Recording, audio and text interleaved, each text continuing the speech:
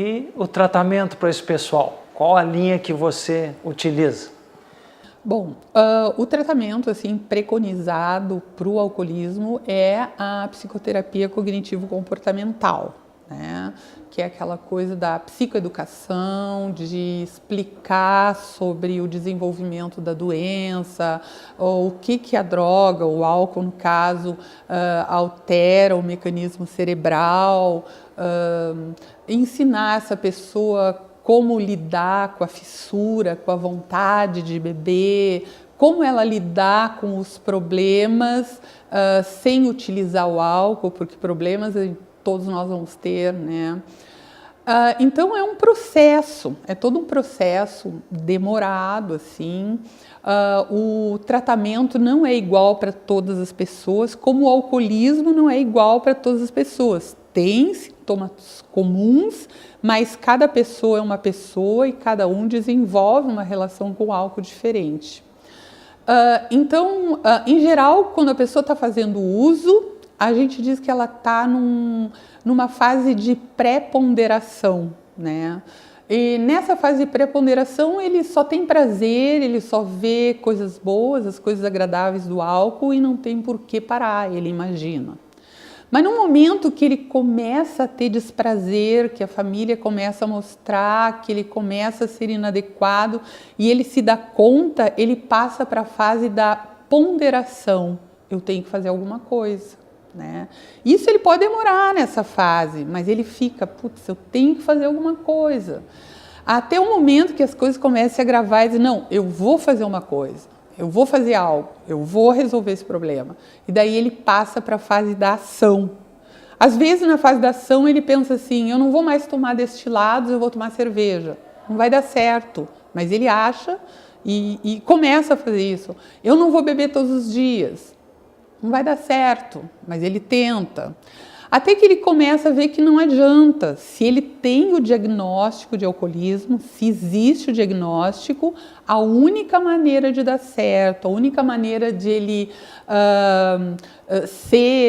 ter um comportamento adequado é se abstendo totalmente. Isso é difícil, né? Mas chega um momento que os desprazeres são tantos, o confronto com a realidade mostra que ele tem que parar e ele para. Daí tem a fase da manutenção. E essa fase da manutenção que é difícil, que vai ser o para sempre. Os alcoólicos anônimos, que têm um sucesso muito grande, é mundialmente conhecido, nessa fase da manutenção eles aconselham assim, não fica pensando que tu nunca mais vai beber na vida. Pensa que tu não vai beber 24 horas.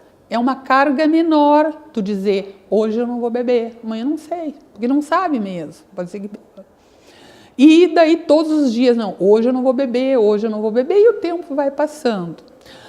De repente, uma pessoa pode, no decorrer desse processo, não aguentar e beber.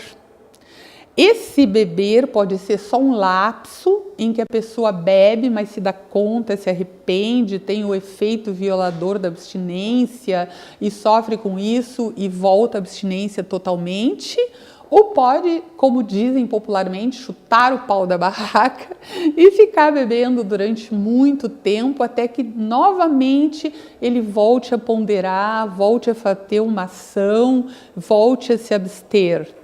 As recaídas são relativamente frequentes. Né? Exatamente, as recaídas. Então, uma recaída, às vezes, sempre, as pessoas aprendem na recaída, né? E o que a gente deve valorizar na terapia é o que tu aprendeu, o que houve, onde é que tu errou, vamos corrigir isso, né? E o geral é que essas pessoas, então, façam esse círculo do processo, pré-ponderação, ponderação, ação, manutenção, recaída, várias vezes. Esse é o geral. Existem pessoas que dizem assim, a partir de hoje nunca mais eu vou beber na vida e realmente morrem sem beber, sem ter consultado, sem ter internado. Existe. As pessoas são diferentes.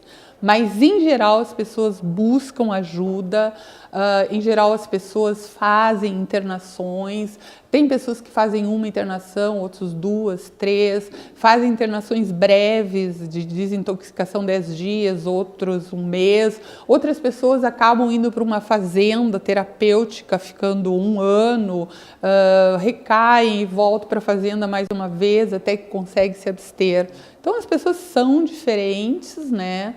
E precisam de ferramentas diferentes, tratamentos diferentes. Muitas vezes se usa medicação. A internação é para desintoxicação. Desintoxicação e conscientização, né?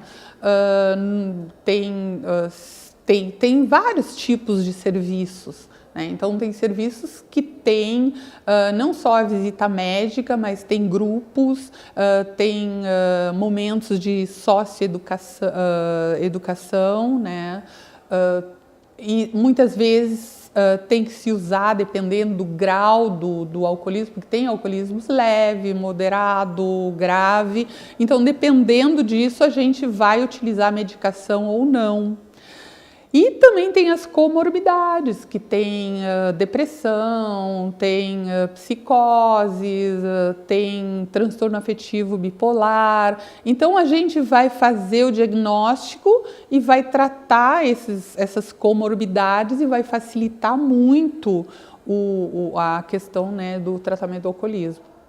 Muitas vezes o alcoolismo é um alcoolismo secundário a alguma comorbidade. Às vezes o cara é um fóbico social, né? Vai num baile, vai numa festa e não consegue interagir. De repente ele bebe e, poxa, eu consigo conversar, eu consigo me soltar, e isso começa a ficar gravado e a pessoa começa a repetir, e de repente ele desenvolve um alcoolismo secundário a uma comorbidade que era uma fobia social, né?